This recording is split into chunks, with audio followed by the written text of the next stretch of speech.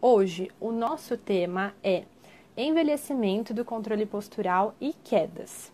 E quem me conhece, quem está me acompanhando há um tempo, tá vendo que eu tenho compartilhado muito sobre esse assunto, que é um assunto que eu estudo.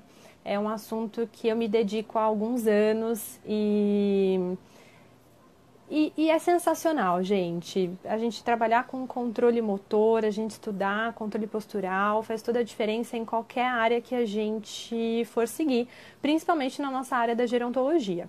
Então, antes de a gente começar a falar propriamente dito do envelhecimento do controle postural, a gente precisa entender um pouco sobre quedas. Então, queda é um evento adverso no mundo todo, né? É um dos eventos mais complicados, né, de se acontecer com o indivíduo idoso, por todas as consequências que ele traz para a pessoa, né?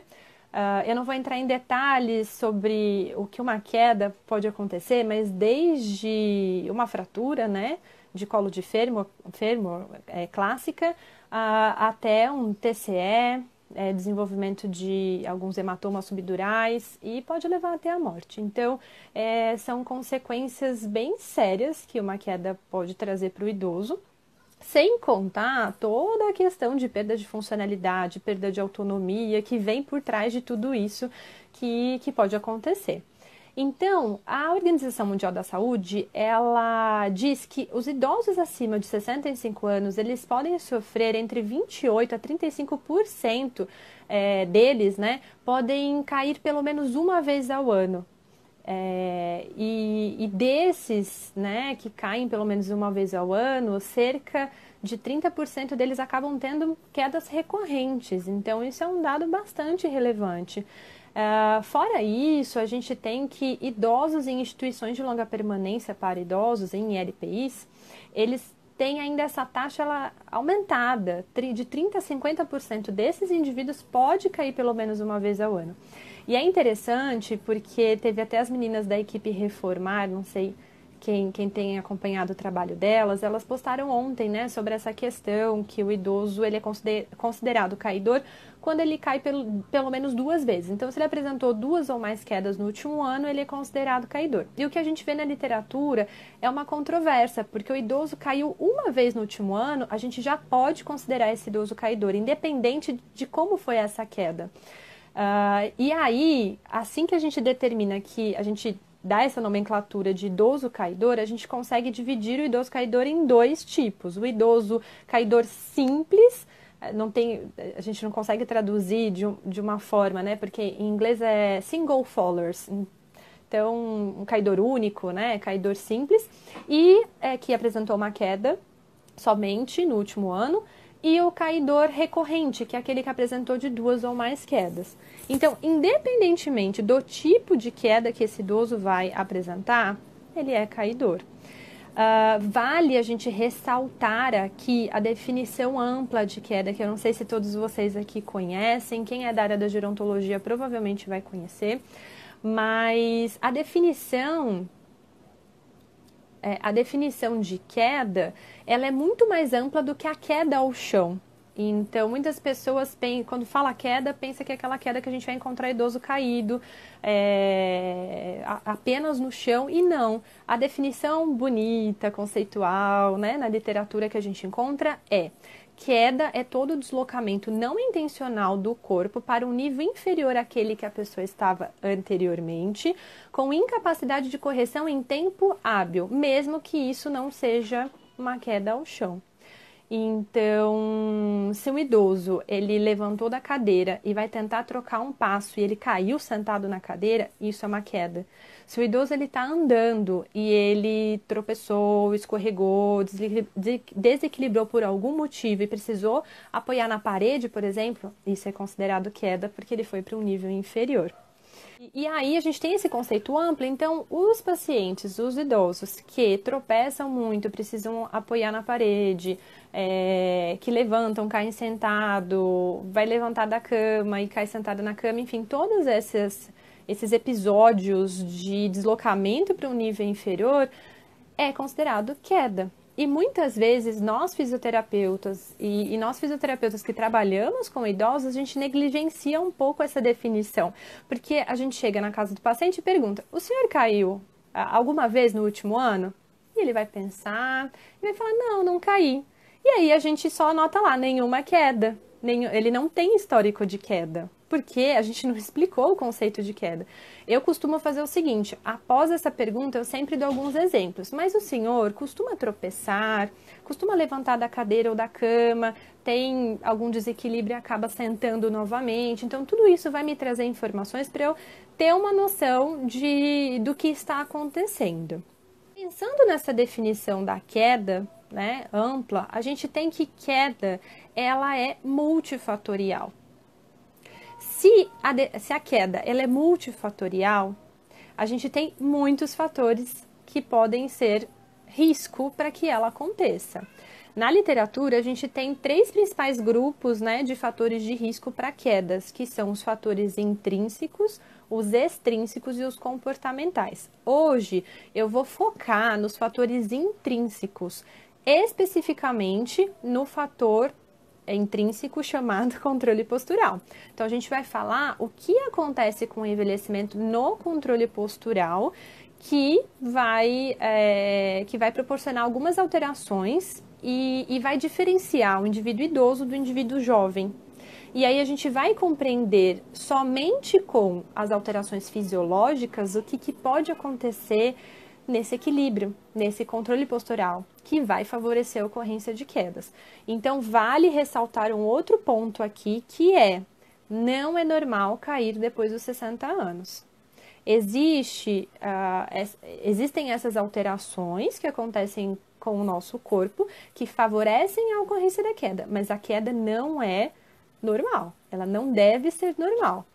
Então, aquele pensamento, muitas vezes, que outros colegas podem ter, ou a gente, como eu comentei na segunda-feira, que a gente pode começar a se acomodar, mesmo sendo da área da gerontologia, e pensar: poxa, o paciente está ficando mais velho, então está caindo, mesmo eu fazendo fisioterapia, continuou caindo, mas ele está ficando bem mais idoso. Então, esse tipo de pensamento a gente não pode ter, a gente tem que compreender exatamente o que está acontecendo, certo? Bom, pensando então no controle postural, vou passar direto para os sistemas sensoriais para a gente compreender um pouco mais o que acontece com toda essa relação com o envelhecimento. Fato é que o processo de envelhecimento ele acontece de forma única para cada pessoa. Então a gente tem algumas coisas mais reportadas na literatura, o que acontece com a maioria das pessoas, mas como seres individuais, os idosos têm cada um a sua particularidade, a sua característica, e isso, gente, é o segredo dentro da nossa área, né?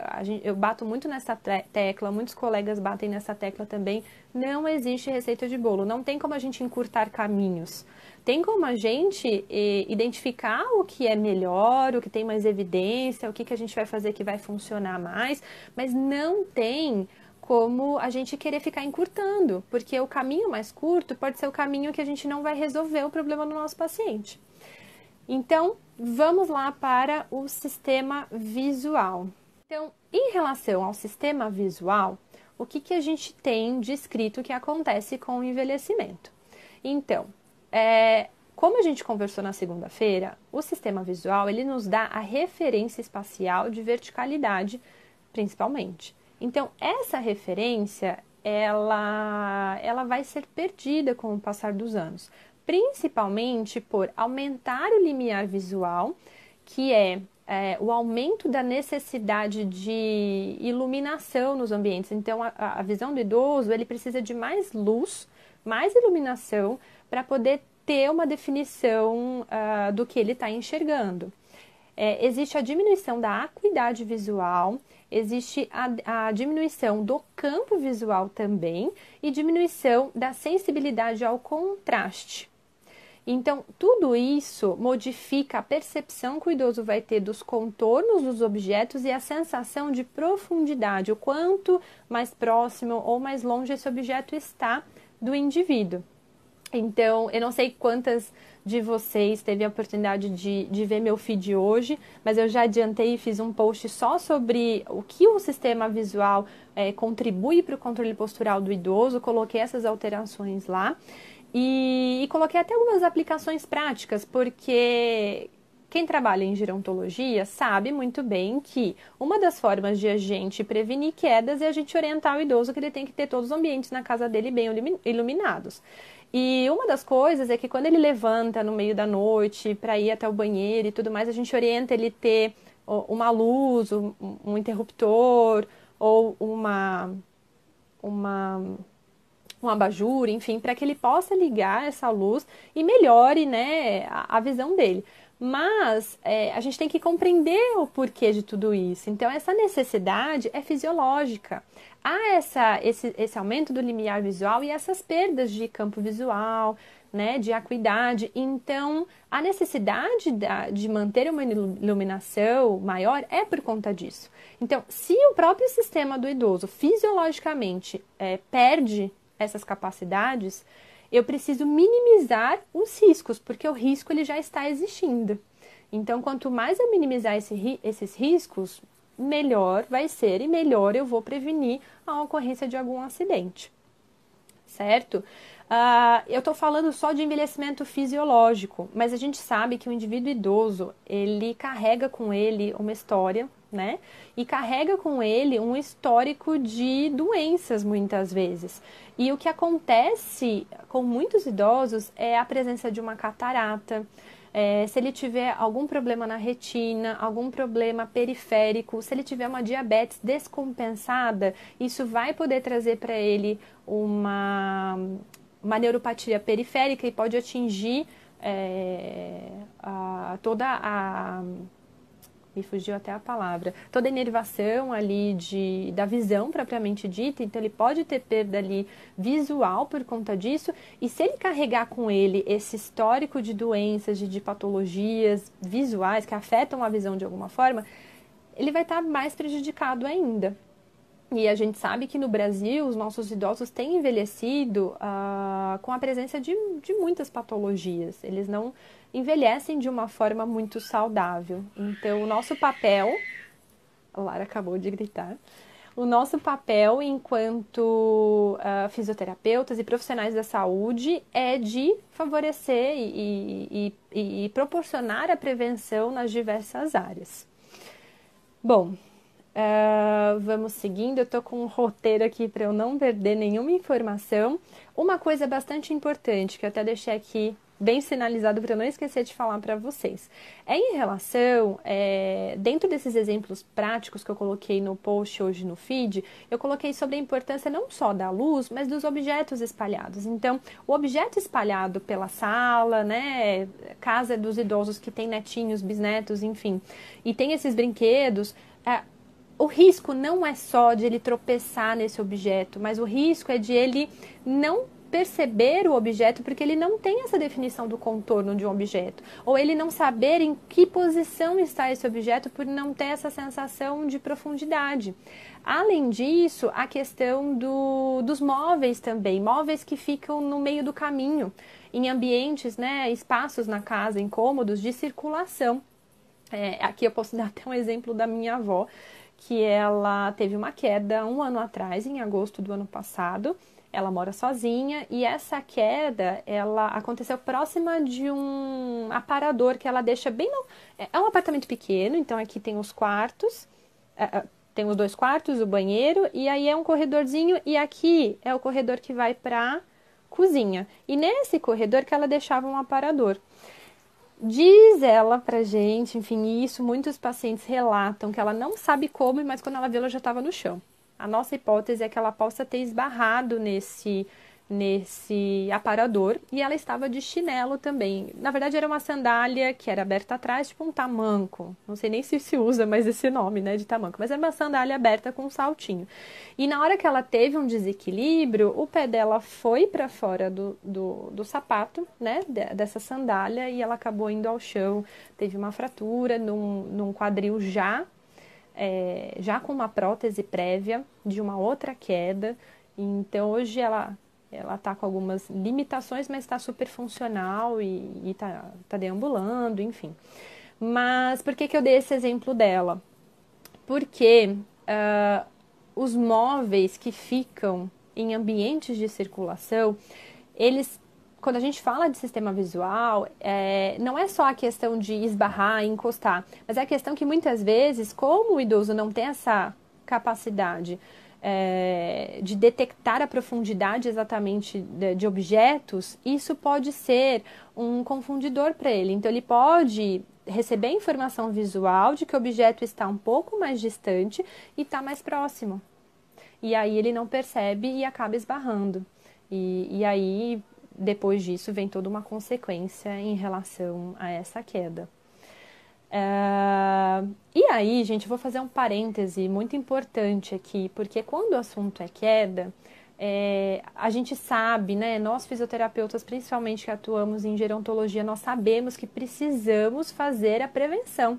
Nós precisamos prevenir a queda. E o importante é que a gente consiga, né? É interessante que a gente consiga abordar esse indivíduo idoso antes que ele sofra a queda. E na maior parte das vezes a gente vai abordar esse idoso pós-queda. Essa é a grande dificuldade dentro da nossa área. Que esse idoso muitas vezes só chega para a gente realmente depois que a queda aconteceu. Então, enquanto educadores em saúde, enquanto profissionais da saúde, o que a gente pode fazer para conscientizar esses idosos? Eu sempre falo que é importante dar exemplos práticos. Eu gosto de dar o exemplo da minha avó porque é isso. Eu sempre fiquei um pouco no pé dela, sempre falei tudo que ela precisava fazer. Ela já tinha sofrido algumas outras quedas. E tem coisas que ela não quis mudar, mesmo eu mostrando para ela que era risco. Então, você pensa, a neta fisioterapeuta, trabalha com gerontologia, dá orientação e mesmo assim o paciente não quer, no caso a minha avó, não quis mudar alguns hábitos e alguns comportamentos, enfim, em relação a isso. Então, nós precisamos de alguma forma atingir... Quanto mais pessoas, né, o mundo digital permite isso pra gente, então quanto mais pessoas a gente atingir, melhor vai ser. Tô vendo que a Rafa entrou aqui, a Rafa tem feito um trabalho incrível no Instagram dela, vale muito a pena, tem dado muitas dicas diretas, assim, não só para os nossos fisioterapeutas, mas muitas dicas diretas para os pacientes, então isso é muito rico, isso é muito válido, a gente precisa fazer. E aí eu vou fazer um outro comentário. Eu vi que a Sayuri colocou um comentário aqui. Eu já leio o seu comentário e já comento ele, tá bom, Sayuri? E o outro parêntese que eu preciso fazer aqui é em relação justamente a essa questão de prevenção. Muitas vezes a gente recebe um idoso com alguma complicação de uma queda que aparentemente não é uma queda que foi provocada por uma alteração intrínseca do indivíduo. Vou dar um exemplo para vocês. Eu atendo uma paciente hoje em dia, mãe de uma amiga minha, que ela sofreu uma queda no dia 31 de dezembro do ano passado, bem no Réveillon, num hotel onde ela estava. Por algum motivo, ela estava se deslocando para a piscina desse hotel. Ela tem 67 anos, ela estava se deslocando para a piscina desse hotel, e aí ela viu uma porta que ela não sabe dizer muito bem se essa porta era permitido passar ou não tinha nenhuma sinalização, e ela foi andando. E ela não percebeu, segundo ela, né, o marido também me relatou que não tinha nenhuma informação, nenhuma sinalização de que ali teria um degrau. E nem se aquela porta poderia, né, eles passarem enquanto hóspedes daquele hotel. E ela foi andando. Quando ela viu, ela já estava no chão, porque é como se ela tivesse olhado, né, para aquele solo e ele estava continuando. Então não tinha nenhuma sinalização de que tinha um degrau, não tinha nenhuma sinalização, provavelmente era da mesma cor o piso, então ela não percebeu. E quando ela viu, ela estava no chão, ela colocou a mão dela como a reação de proteção e teve uma fratura de punho. Então, aparentemente, uma pessoa super saudável, ela é super funcional, o equilíbrio dela é um equilíbrio bom, e aí você olha para essa queda e pensa, poxa, foi uma fatalidade, né? Quantos de vocês já atenderam algum caso assim? E aí é uma paciente que teve só essa queda, desde que ela se tornou idosa, foi a única queda que ela teve. E aí eu preciso me preocupar com a queda? Ou foi um evento isolado? Então, esse parêntese que eu quis mostrar para vocês é para ressaltar que nós precisamos investigar quedas em todos os pacientes. Mesmo que essa queda aparentemente ela tenha sido inofensiva, não nesse caso porque teve uma consequência que foi uma fratura, mas é uma queda que parecia não dependente de um fator intrínseco dela. E aí ela não vai voltar nesse hotel, na casa dela tá, né, mora no apartamento, não tem degrau, não tem escada, então muitas vezes a gente pode negligenciar isso. Por isso que eu estou reforçando essa questão, porque nós precisamos investigar e dar valor para qualquer tipo de queda, seja ela tendo consequência ou não. E lembrando de considerar sempre o conceito amplo da queda, né? Não só as quedas que ocorrem ao chão. Certo? Então é importante a gente investigar como está todo o resto, né? Todos os outros sistemas, como é que eles estão, né, funcionando e por aí vai. Bom, Sayuri, eu já vou falar das alterações vestibulares, mas o que eu posso te dizer? Eu já vou até ir direto aqui para o sistema vestibular. O sistema vestibular, assim como os outros sistemas, ele também sofre alteração pelo processo de envelhecimento. É esperado que os idosos eles tenham uma perda de fibras ciliares e de fibras nervosas de pelo menos 40% entre 30 e 70 até 80 anos de idade. Então, a partir dos 30 anos, né, 30, eu vou ser até mais, né, simpática com a gente, né, que já passou dos 30, até uns 40 a gente chega no nosso ápice, né, funcional, enfim, de funcionamento do nosso organismo. Então, a partir desse momento a gente entra num declínio, né, geral, assim, de todos os sistemas. Então, é esperado que tenha perda dessas células ciliares, é esperado que tenha perda dessas fibras e células nervosas também. Mas a alteração vestibular no ponto que seja uma patologia não é normal, né? Então existe uma perda fisiológica, mas qualquer tipo de patologia que venha por trás disso, isso não é normal, né? Por isso que a gente fala que a gente tem que, e eu ressaltei que a gente tem que considerar cada indivíduo como um ser único, cada processo de envelhecimento como um processo único de cada indivíduo, de cada pessoa. Se ficou alguma dúvida ou se eu não respondi sua pergunta, escreve para mim aqui, tá bom, Sayuri? E pensando nisso aqui em relação ao sistema vestibular, a gente tem uma questão bastante importante. Se a gente tem essa perda dessas fibras nervosas, a perda, né, dessas células ciliares, lembra que na segunda-feira eu falei que o sistema vestibular ele funciona como um sistema juiz, né, como um sistema de referência. Quando a gente não recebe a informação muito bem definida do sistema visual ou muito bem definida do sistema somatosensorial, o sistema vestibular é aquele que tem que funcionar como juiz, é aquele que a gente tem a referência mais aguçada, mais exata, na verdade, porque ele dá as informações para o sistema nervoso central por meio da aceleração da gravidade e da inércia, que são forças físicas, né? Então, não tem como ele errar. Só que, se ele tem perda, né, o idoso, com o processo de envelhecimento, todos nós, né, que estamos envelhecendo, a gente vai tendo essa perda dessas células ciliares, aquela capacidade, né, quando a cabeça movimenta para um lado ou para o outro, a endolinfa fica no mesmo lugar para permitir com que as células ciliadas, elas se movimentem, para dar essa direção para o nosso sistema, essa informação de onde a cabeça está se movimentando. Se a gente tem a perda dessas células, elas não vão ser capazes de informar para o nosso sistema realmente o que está acontecendo. E aí, quando o idoso ele tem algum tipo de alteração vestibular já patológica, imagina a situação, que é o que a gente falou do sistema visual também. Se ele tem uma patologia que já afeta o sistema visual, essa informação já vai estar pior. Se ele tem, muitas vezes, alteração no sistema visual fisiológica mais patológica, tem alteração no sistema vestibular fisiológico e mais patológica, então é uma conspiração contra o controle postural do indivíduo idoso, né? Concordam?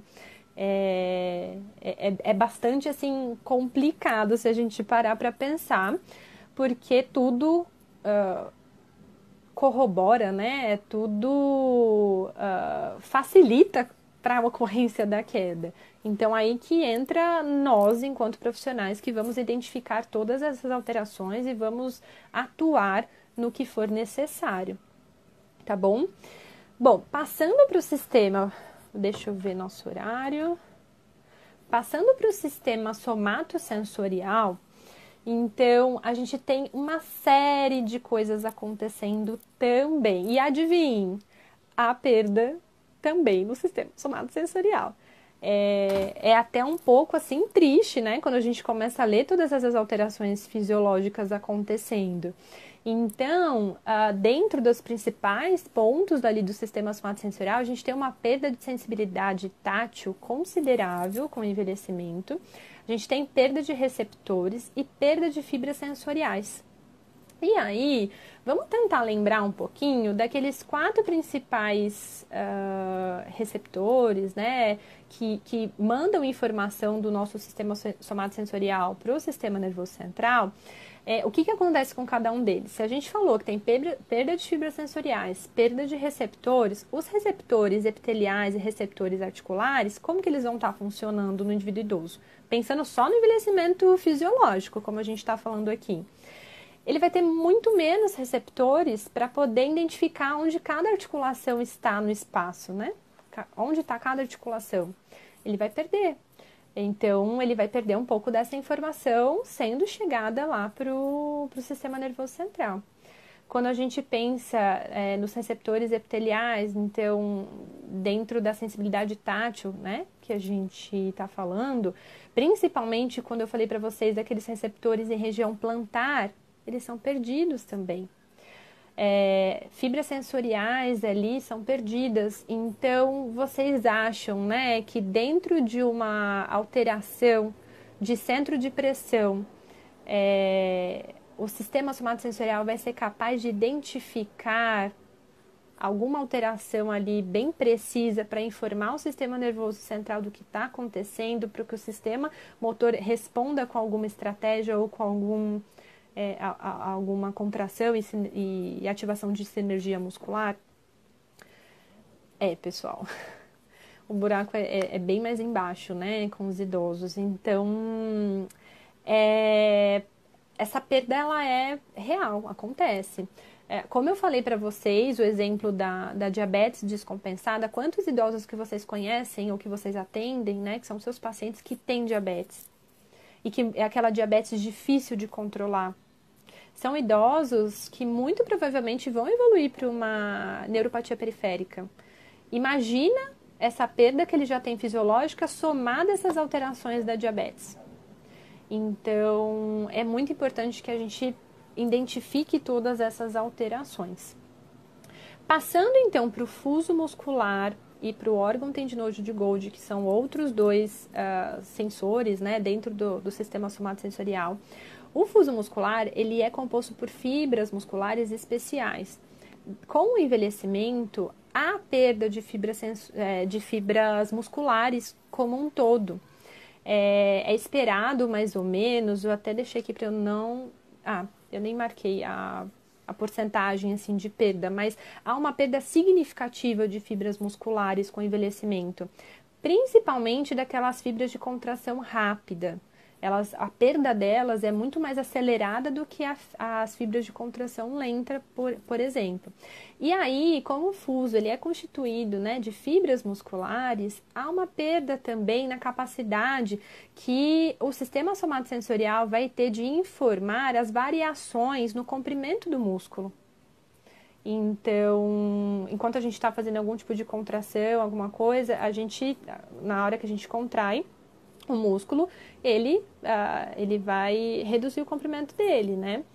Então, nessas variações de comprimento, o sistema somatosensorial do idoso não vai ser capaz de identificar adequadamente essas variações. Em relação ao órgão tendinoso de Golgi, ele é um mecanoceptor, então a gente acabou de falar que existe uma perda de receptores, então ele também não vai funcionar adequadamente na hora de informar o nível de tensão desse músculo. Então é o que eu acabei de falar para vocês, a gente tem uma série de coisas acontecendo que nós podemos atuar. obviamente, senão, né, qual que seria o nosso papel aqui enquanto fisioterapeutas, mas nós precisamos compreender. Mas ao mesmo tempo que a gente precisa compreender, a gente também não pode, vou voltar naquela tecla, a gente não pode simplesmente nos acomodar e pensar, é idoso, vai perder a maior parte das fibras, dos receptores, todos os sistemas vão estar ali prejudicados. E se a gente pensar dessa forma, por que existem idosos que têm um envelhecimento saudável e têm um envelhecimento bom, né? E bem sucedido. Então, nós não podemos pensar dessa forma, tá bom?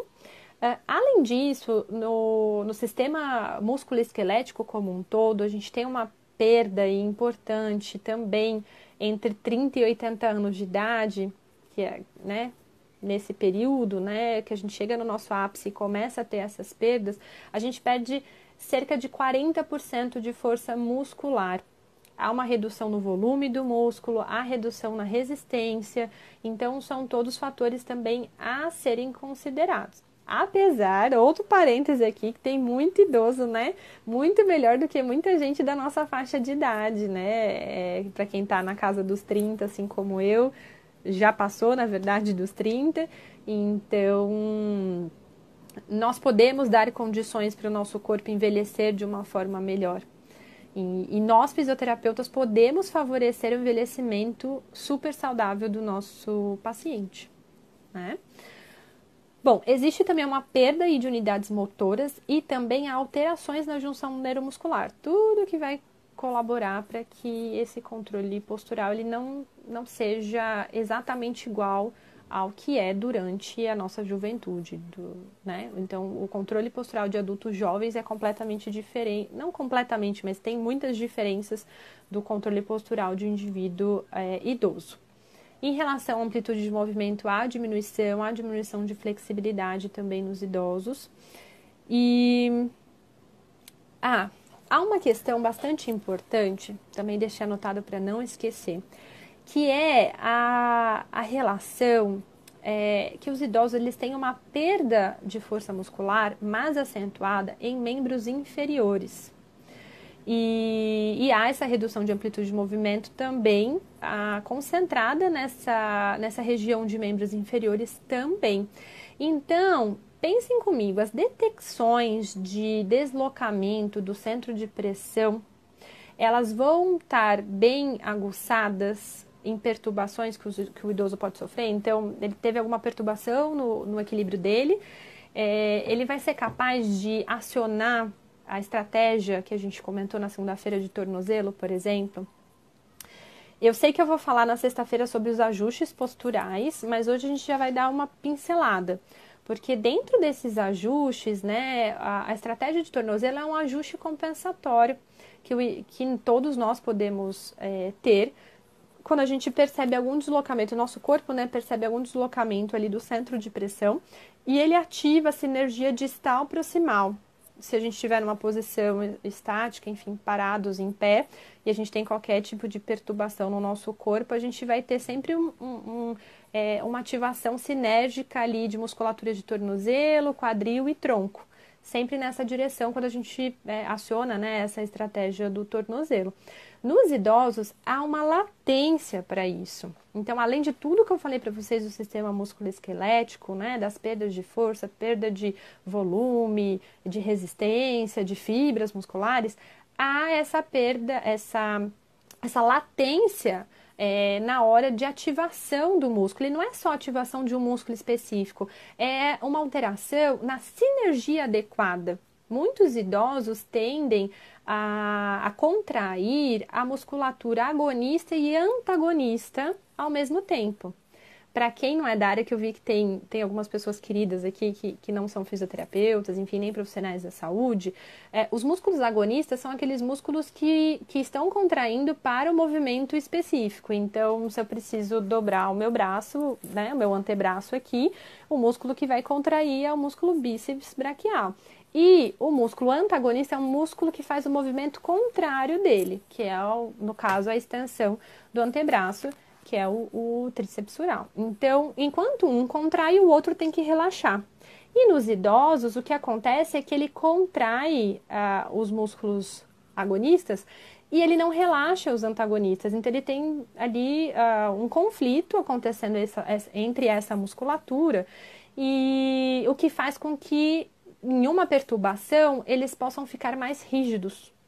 Então, ele enrijece a articulação, e isso, principalmente ali na articulação de tornozelo, é o que acontece. E aí eles têm uma preferência, o corpo do idoso, enfim, ele vai ter uma preferência para ativação e para o recrutamento da estratégia de quadril, ao invés da estratégia de tornozelo, o que pode muitas vezes atrapalhar o equilíbrio dele e pode fazer com que ele venha a cair. Se ele estiver num solo mais liso, né? Se ele estiver de meias na casa dele e ele desequilibrou, teve um tropeço ou teve um escorregão, e aí ele vai direto para essa estratégia do quadril, porque ele tem esse enrijecimento, enfim, em tornozelos, nessa hora ele pode cair. Pode acontecer isso. Então, trabalhar né, depende da nossa avaliação, enfim, como eu já falei várias vezes, a gente não tem que sair atirando para todos os lados quando o assunto é controle postural. Mas trabalhar, treinar, né, e aumentar essa amplitude de movimento, treinar essa musculatura de tornozelo é importante? Com certeza, com certeza. Mas, lembrando, depende da sua avaliação e tudo que você vai identificar nesse idoso.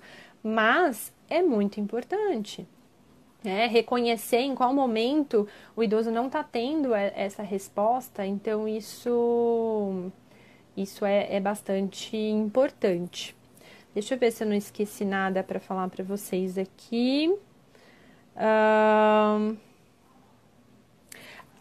E aí tem mais uma questão bastante importante que eu comentei, né? A gente falou do sistema vestibular antes, mas o sistema vestibular, ele é aquele sistema, né, juiz, que dá essa referência, e nos idosos isso pode não acontecer, porque ele tem várias alterações. Então, essa questão do sistema vestibular ser um sistema de referência, ser considerado esse juiz, né, para identificar essas alterações e deslocamentos no centro de massa, centro de pressão, para ele tentar desempatar as informações que estão vindo ali do sistema visual e somatosensorial, ele fica perdido, de certa forma. E tem vários estudos que mostram isso. Uma pessoa jovem, em pé, numa superfície firme, parada, de olhos abertos, e um idoso nessa mesma condição, eles são muito parecidos. Então, geralmente, uma pessoa jovem, ela usa geralmente 70%, nessa condição que eu descrevi para vocês, 70% do sistema somatosensorial como referência, 20% do sistema vestibular como referência e 10% da visão. E o idoso, nessa mesma posição, ele é bem parecido. Então, não há muitas diferenças no deslocamento do centro de pressão quando eles são avaliados numa plataforma de força, por exemplo.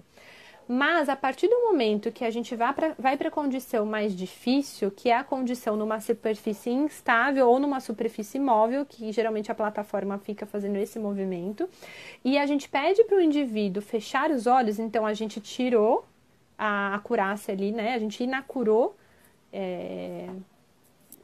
a gente tirou, enfim, acho que é a mensagem de entender. A gente tirou a informação visual e a gente perturbou a informação somatosensorial. Então, o sistema que teria que agir nessa hora, como esse desempate, né, entre os sistemas, e que tem que fornecer uma referência mais aguçada para o indivíduo se manter equilibrado, que é o sistema vestibular, ele, nessa condição, já não é a mesma coisa que na condição básica.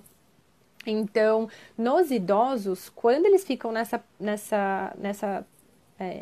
posição que eu descrevi para vocês, superfície instável e olhos fechados, e que o sistema vestibular tem que vir ali dar uma referência para eles, para que eles se orientem, né? Isso é muito diferente dos indivíduos jovens. Então, os indivíduos idosos, eles têm muito mais alteração e deslocamento, né, desse centro de pressão numa plataforma de força do que os jovens. E isso mostra pra gente o quanto o idoso, quando ele precisa usar o sistema juiz dele, né? O sistema de maior referência ali no corpo dele, ele não consegue usar tão eficazmente quanto um indivíduo mais jovem. Mas Isso pensando em indivíduos idosos saudáveis. A gente não está falando de nenhum, e somente de envelhecimento fisiológico, a gente não está falando de idosos. Hoje a gente usa até nem a palavra saudável, né? A gente usa a palavra robusto, idosos robustos. Então, não são idosos que têm algum tipo de patologia que vai interferir nos outros sistemas. Então, o que a gente sabe, na verdade, é que além de ser diferente, tem uma questão que se o idoso ele for ele acabou de fazer ele acabou de ficar nessa posição, fazer essa tarefa e tentar se equilibrar de olhos fechados na superfície instável uma vez. Ele foi bem diferente do indivíduo adulto, mas quando a gente repete esse teste na sequência, acabou de fazer uma vez, a gente pede para ele fazer, ele tem um efeito ali de aprendizagem e ele é capaz de ser melhor do que ele foi antes. Então, todas essas informações nos mostram o quanto é importante a gente treinar, porque o idoso ele responde ao treinamento. É muito difícil, na verdade, quando ele tem alteração em muitos sistemas, ele tenta usar sistemas alternativos para se equilibrar e não consegue. É difícil esse controle postural sair adequadamente, mas quando nós fornecemos algum tipo de treinamento, a gente faz uma bela de uma avaliação, identifica bem quais as alterações ele tem e a gente age dentro da necessidade dele, ele é capaz de melhorar. Então, naquele exemplo que eu dei para vocês da minha paciente, que aparentemente foi uma queda, né, irrelevante, porque foram fatores externos, eu vejo que o equilíbrio dela é bom, ela não tem alterações muito importantes ali, mas é uma paciente agitada, é uma paciente super ativa, que isso pode também trazer algumas outras alterações pra gente. E é uma paciente que está com medo de sofrer uma outra queda porque pode ter alguma outra fratura, sendo que ela nunca tinha tido uma queda, né? Então, nesse caso, eu posso trabalhar com muita prevenção com ela. Hoje mesmo, fiz muito treino de equilíbrio com ela, mesmo ela tendo equilíbrio muito bom. Porque eu preciso treiná-la para ela ter reações muito boas antes, né? A gente vai falar um pouco na sexta-feira sobre os ajustes, o quanto é importante a gente focar nos ajustes antecipatórios, né?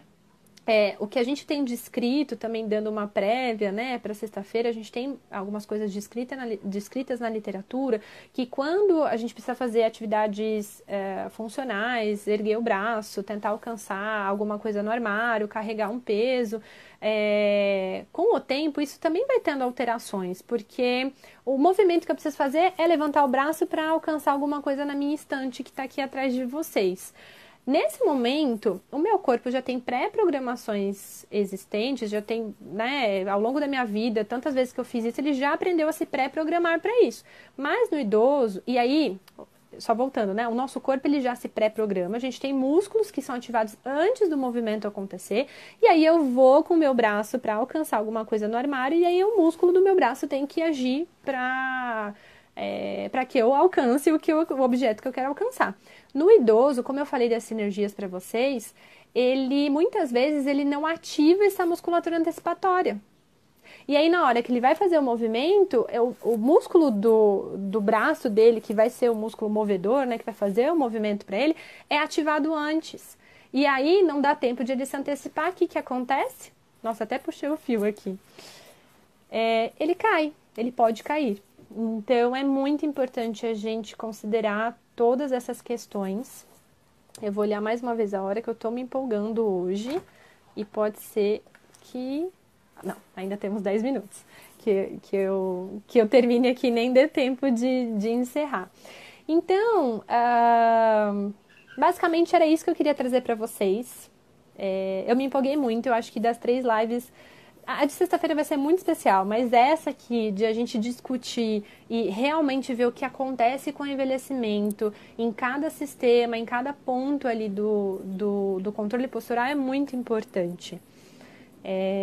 Muitas vezes a gente sai orientando, a gente sai dando as informações porque eu sei que é importante, mas por que é importante, né? Eu pedir para o idoso manter a luz sempre acesa. Então a gente sabe que isso vai dar uma referência muito maior para o sistema visual dele. Por que eu tenho que, né, treinar um alcance com ele? Porque ele não ativa a musculatura do jeito que ele deveria ativar para se antecipar ao movimento. Então, aí que mora o fundo de tudo isso, né? Por trás das orientações que muitas pessoas dão, que todos nós conhecemos e sabemos que é importante dar, a gente tem que entender o motivo pelo qual a gente está orientando isso. Certo, pessoal? Por favor, mandem suas dúvidas. Eu acho que a Sayuri tinha escrito alguma coisa aqui em cima. Vamos lá. Nessa questão dos 40% de perda muscular, podemos falar que quanto menor o músculo, maior o impacto? Sayuri, eu não tenho certeza para te falar, por exemplo, com dados científicos. Aí eu preciso de verdade pesquisar para te falar. Se alguém estiver assistindo a live aqui e souber, escreve para mim no comentário. Mas o que eu compreendo, a gente tem 40% de perda muscular, de fibras musculares, de força muscular. Então, independentemente do tamanho do músculo, ele vai sofrer a perda. Então, isso pode ser diretamente proporcional. Um músculo menor ou um músculo maior, eles vão perder em média 40% cada um deles. Certo? Kelly, você que está aqui, minha amiga querida, responda para mim essa questão, se você tiver algum comentário para fazer a mais em relação a esses músculos. Kelly é top das tops em ortopedia. Então, Carla também está aqui, também super, super excelente na área de atuação em orto. Então, me mandem aqui. Mas é isso, é uma perda proporcional. Independente do tamanho do músculo, vai acontecer essa perda. O que a gente sabe é que é uma perda muito mais concentrada em musculatura de membros inferiores. Então, os músculos dos membros inferiores, eles perdem mais em relação aos músculos dos membros superiores. Me fala se eu respondi de novo, Sayuri. E se alguém não tiver nenhum questionamento a mais, eu vou esperar aqui um minutinho, pelo delay que tem, né? Enquanto eu falo, enquanto vocês recebem. A gente vai encerrando. Lembrando, vou dar alguns recados enquanto vocês pensam se tem alguma pergunta, se alguém quer fazer alguma contribuição. Lembrando que a nossa Masterclass está marcada para o dia 23 de setembro, daqui uma semana. É na quarta-feira que vem, às 8 horas da noite, nesse mesmo canal. Nesse mesmo canal não, olha eu viajando. Nesse mesmo canal, na verdade, vocês conseguem entrar no link que está na minha bio. Então, tem um link azulzinho, vocês vão clicar lá. E aí, para quem não se inscreveu ainda, né? E ali vai abrir vários links. Então, o primeiro link é inscrição para a Masterclass. O segundo link é entrar no canal exclusivo da Masterclass. Do dia 23. E o terceiro link é um canal que eu tenho também no Telegram, meu geral, Larissa Viveiro. Então, para quem ainda não fez a inscrição, entra lá no meu link na bio, faz a inscrição pelo primeiro link e depois já entra no canal Telegram exclusivo da Masterclass. Porque toda a informação eu estou enviando por e-mail e envio também pelo canal do Telegram. Então, se você tiver qualquer problema com o e-mail, se você estiver lá no Telegram, você não vai perder nada, tá bom? Eu tive algumas colegas que me falaram que o e-mail foi para a caixa de spam, então é importante vocês verificarem se foi ou não, isso pode acontecer. E teve duas colegas que por algum motivo não receberam, eu reencaminhei o e-mail para elas e aí elas receberam da segunda vez. Estou à disposição para quem precisar, me manda direct que assim que eu tiver um tempo eu respondo para vocês, tá bom? E é isso. Obrigada pela presença de todo mundo. A gravação dessa live eu vou disponibilizar lá pelo e-mail de quem está inscrito e também pelo canal do Telegram. E é isso, gente. Obrigada, obrigada. A gente se vê sexta-feira e a gente vai falar sobre os ajustes posturais. A Sayuri colocou aqui. Até hoje já estou... Você chegou hoje, Sayuri, bem-vinda, obrigada, já estou amando o seu trabalho aqui no Insta, muito obrigada. Edeilton, muito querido, Ede. Hoje descobri que posso ser um idoso robusto, com certeza, e eu acho que você já é, hein? Quer dizer, não é um idoso, mas você já está caminhando para ser um idoso robusto.